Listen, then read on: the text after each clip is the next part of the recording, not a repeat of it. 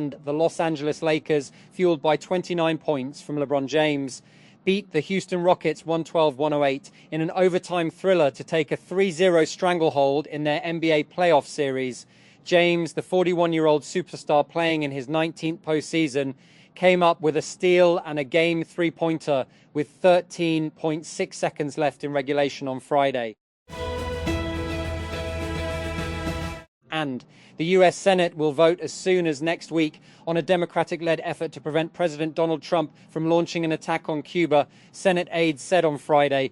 Responding to the Republicans' threats to take military action against the island, Democratic Senators Tim Kaine, Adam Schiff and Ruben Gallego introduced the Cuba War Powers Resolution last month. Under Senate rules, the Senate's Republican leaders must allow it to come up for a vote. And Prime Minister Shehbaz Sharif has decided to allow spectators into the stadium for the final of the 11th edition of the Pakistan Super League, PSL. Interior Minister and PCB Chairman Mohsin Naqvi said on Saturday. In a post on X, the PCB chairman said he had requested PM Shehbaz to allow spectators in the stadiums during the PSL 11 final.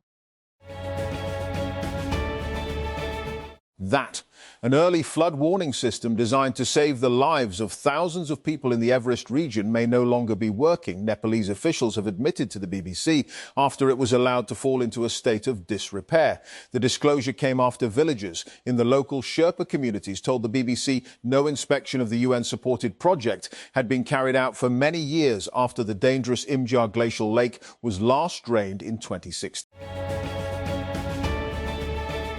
And 1 year after the tragic attack in Pahalgam in occupied Kashmir, India would have liked to be living in a different global reality. It would have liked to have Pakistan globally isolated, and it would have liked to be exercising the prerogatives of a regional hegemon in South Asia. It would have liked to be celebrated as the world's biggest fighter of terrorism, even though, and as Pakistan's Information Minister Ataullah Tarar pointed out, it has not presented any solid evidence or proof regarding the Pahalgam incident, nor has it offered satisfactory explanations. None of these things has happened. And Pakistan is being celebrated as a peace broker in a gnarly conflict. India has become regionally sidelined in the midst of a major conflict in West Asia, and New Delhi's support for terrorist activity in Pakistan has not gone unnoticed. And so India is doing what India does best under Modi, pretending that it lives in the reality it desires rather than the reality that exists.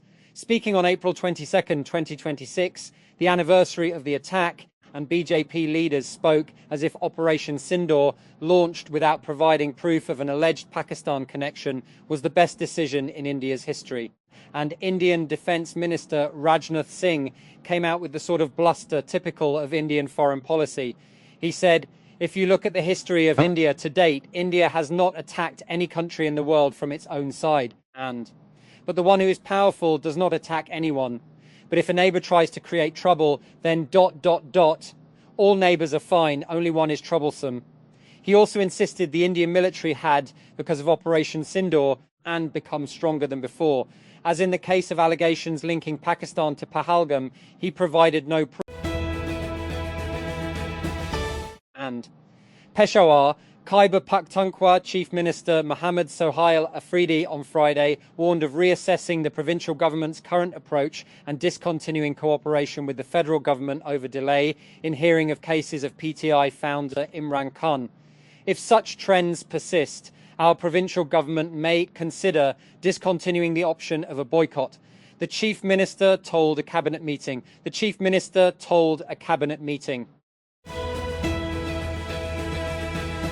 And leí este artículo en español. With just under 2 months to go before the 2026 World Cup, one of the tournament's host cities in Mexico is experiencing a worrying trend.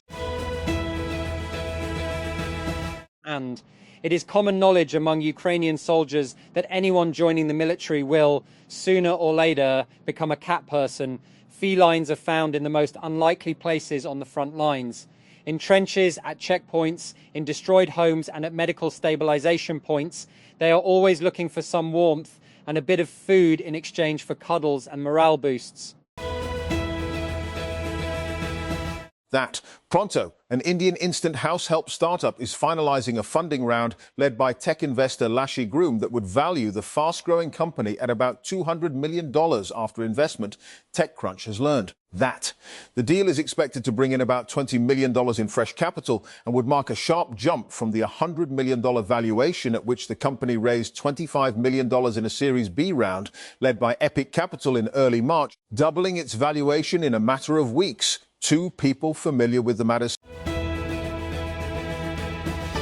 That over most of the past year, Pakistan's role in US-Iran diplomacy remained quiet, familiar and carefully limited, functioning as a channel passing messages and keeping lines of open when direct contact between two global adversaries was politically difficult. For the larger part, Islamabad was not setting the agenda, only facilitating communication. That changed at the end of February, when the outbreak of all-out war altered ground realities.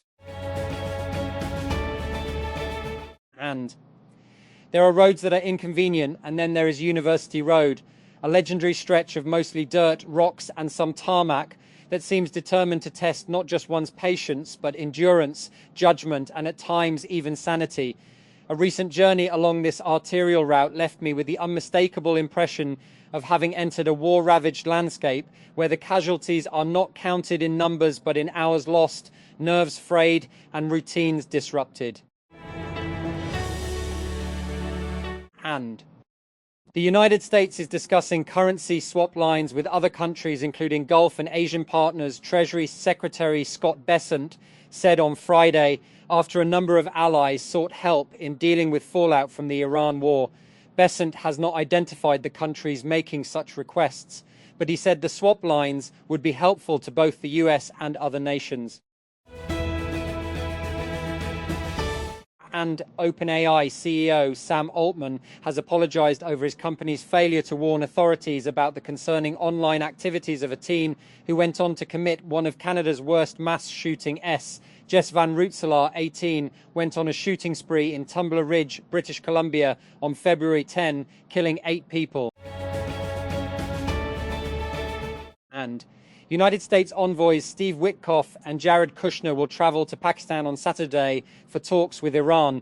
The White House has said, while Iranian Foreign Minister Abbas Araghchi has arrived in Islamabad, the visit comes amid deadlock negotiations between the US and Iran, with uncertainty lingering for days over whether Tehran will return to the table. And US Gencane claims 34 ships turned around, but Hapag-Lloyd says one ship made it through Strait. EU leaders meet in Cyprus to find swift resolution to shipping crisis. Neutral Switzerland set to reopen embassy in Tehran waits Paris. And even as renewed engagement between Iran and Pakistan over dialogue with the US sent out positive signals, Europe and the rest of the world appears anxious for a swift and diplomatic end to the war that has ravaged the Middle East and crippled global shipping, causing a fuel crunch across the globe. That Islamabad. In a surprise move, the Shehbaz Sharif government on Friday increased the prices of both petrol and diesel by 26.7 cents per litre, with immediate effect for the week ending May 1. That passing on the impact of global prices during the last fortnight, while also seeking to raise revenues in the final months of the fiscal year under commitments with the International Monetary Fund, IMF. That the IMF's executive board is expected to approve in the first half of May the disbursement of more than $1.2 billion under 2 ongoing programs. And multi-agency report says over 9-metre Pakistanis face crisis conditions. Another 1.7 million in the more severe emergency category. Notes devastating monsoon rains, severe flooding wiped out crucial cropland and livelihoods. Warns global hunger remains at critical levels amid conflict, drought, aid cuts. Outlook for 2026 remains bleak. Islamabad. And Pakistan remains one of the 10 fragile countries where global acute food insecurity is most concentrated, according to a UN-backed report released on Friday. And as intensifying climate extremes and persistent economic challenges continue to strain the nation. And it's become a joke through gritted teeth these days in EU circles that whenever leaders meet, as they did these last 2 days in Cyprus, expecting to discuss practicalities and, such as the new EU budget, they get railroaded by yet another crisis. There is the ongoing energy crisis provoked by the US-Israel war on Iran, Russia's aggression in neighboring Ukraine, now in its fourth year. And this Friday morning, and souring relations between Europe and the United States, along with a potentially devastating defense impact, reared its Medusa-like head again.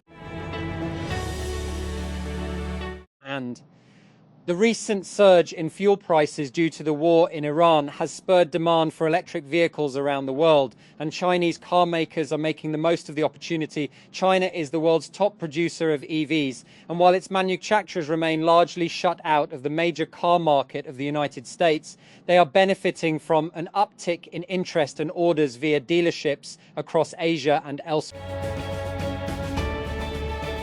And the National Database and Registration Authority, NADRA, has introduced an automated system aimed at improving public access to identity card services, allowing citizens to complete applications through self-service kiosks. The facility has been launched at the NADRA Mega Centre in Lahore, where 22 counters have been designated for the new system.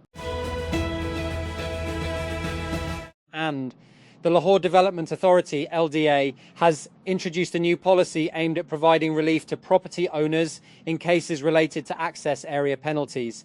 Under the revised policy, penalties will now be calculated based on the property rate at the time of plot allotment instead of the current district collector DC rates.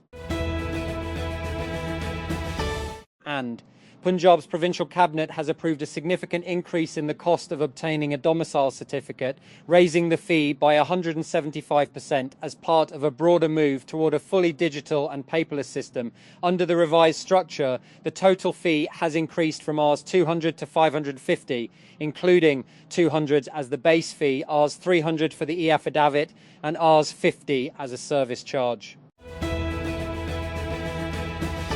And Punjab's educational boards have increased the number of exam opportunities for students who fail, raising the limit from 4 to 6 attempts. Under the new policy, students will now be allowed to take exams up to 6 times within a 4-year period. This change will be implemented starting from the 2024 annual examinations. And authorities in Sindh have intensified enforcement against tenants and landlords who fail to complete mandatory registration, warning that non-compliance could result in arrest and imprisonment. Under the new measures, living in a rented property without proper registration may lead to serious legal consequences. Both tenants and property owners could face jail time if they do not comply with registration requirements. And the Overseas Pakistanis Commission, OPC, has announced a series of measures to address the problems faced by Pakistanis living abroad, including the establishment of special courts and facilitation desks at airports. Under the new plan, separate courts will be set up in every district to handle cases specifically related to overseas Pakistanis. And police in the Peruvian capital of Lima have raided a home belonging to the former head of its national election agency amid growing frustration in the aftermath of the country's presidential election. As of Friday, results still had not been finalized for the presidential race, which took place on April 12. And Silicon Valley tends to tolerate a certain amount of founder exaggeration when pitching investors, often dismissing it as part of selling a vision. But some choices cross the line and can lead to jail time for founders and scandal for their investors.